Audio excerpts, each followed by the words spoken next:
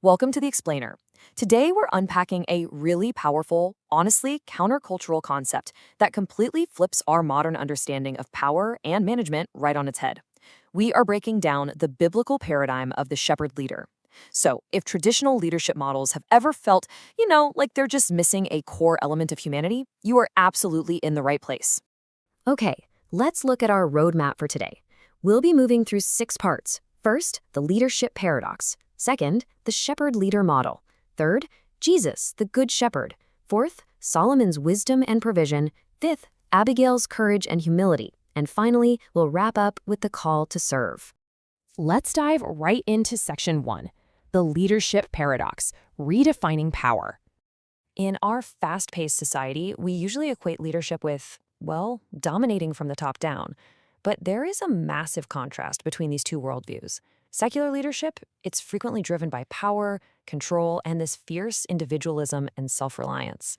But on the flip side, Christian leadership is anchored in humility, service, community, and integrity. Literally, it's the profound difference between barking orders from a corner office and getting down on the floor to wash your team's feet. And this isn't just some nice ideology, it's a mandate. Look at Mark 10:45. The Son of Man came not to be served, but to serve, and to give his life as a ransom for many. True Christian leadership isn't just the latest management buzzword. It's a lived sacrificial reality where leaders are genuinely giving of themselves for the absolute benefit of their teams. Which brings us to section 2, the shepherd leader model, beyond serving. Now, this raises a really fascinating question. Can we actually improve on servant leadership? I mean, the idea of the servant leader is hugely popular right now, but what happens when we push that boundary of service even further, straight into the realm of total ownership and protection?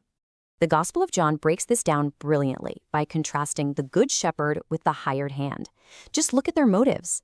A shepherd is deeply invested in the flock, while a hired hand works strictly for a paycheck. And notice the crisis response. This is key. A true shepherd lays down his life to protect the sheep, but the hired hand, he's out of there. He flees the second a wolf shows up. It really all boils down to focus. Are you focused on the interests of the sheep or your own personal gain and ego? So, being a shepherd leader really comes down to these 8 actionable qualities. It means setting healthy boundaries, leading by example, and being totally trustworthy. It involves provision, being sacrificial, and staying genuinely invested. It moves way, way beyond simple task management. It demands a deep, relational, and visionary investment in your people. All right, moving to section 3, Jesus, the good shepherd, the ultimate standard.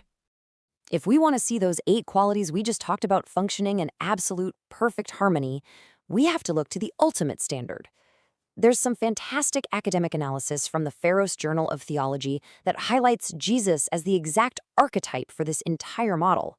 He operates with true agape love, that unconditional, giving love that literally forms the baseline for any real leadership. Just listen to this statement from John 10. I am the good shepherd. I know my sheep, and my sheep know me, and I lay down my life for the sheep. Think about that. True leadership is profoundly relational. You simply cannot lead effectively from a disconnected distance. You have to know your team's unique strengths and their struggles intimately. And look at the lengths he was willing to go. Philippians 2:8 tells us he humbled himself by becoming obedient to death, even death on a cross. This staggering level of humility is the absolute antidote to the ego of that hired hand we talked about earlier. Sacrificing your own status for your team, that completely revolutionizes an organization's culture. Let's shift gears to section 4, Solomon's wisdom and provision, administrative grace. So, how does all this translate into running a massive, complex organization? We tend to think of administration as, well, kind of boring or restrictive. But 1 Kings 4 reveals this beautiful truth. God's wisdom organizes well. It brings order, structure, and peace to daily life. Solomon's huge network of officials wasn't about micromanagement. It was about creating an environment where his people could actually thrive. As the theologian Matthew Henry perfectly put it, Solomon's wisdom was not for show but for service. And that is a huge realization. Good management, solid administration, these are actually deep forms of care and provision. Creating a highly functional workplace is an incredible gift to give your team. And what was the result of this careful administration? 1 Kings tells us there was safety for every man under his vine and under his fig tree. Just imagine that, total national flourishing, unparalleled safety, peace, and abundance. Good organization, when it's birthed from a shepherd's heart, inevitably creates flourishing. Section 5, Abigail's Courage and Humility, Crisis Management. Let's zoom in on an amazing micro-case study from 1 Samuel 25. Abigail's husband Nabal acted exactly like a foolish hired hand by insulting the warrior David. He literally put their entire household in mortal danger. But Abigail? She doesn't panic. She hears of the insult. She gathers extravagant provisions, rides out to submit to an armed David, and completely saves her household. She decisively stepped into the gap to clean up a catastrophic mess that she didn't even make. A really strong leader knows exactly how to demonstrate genuine humility.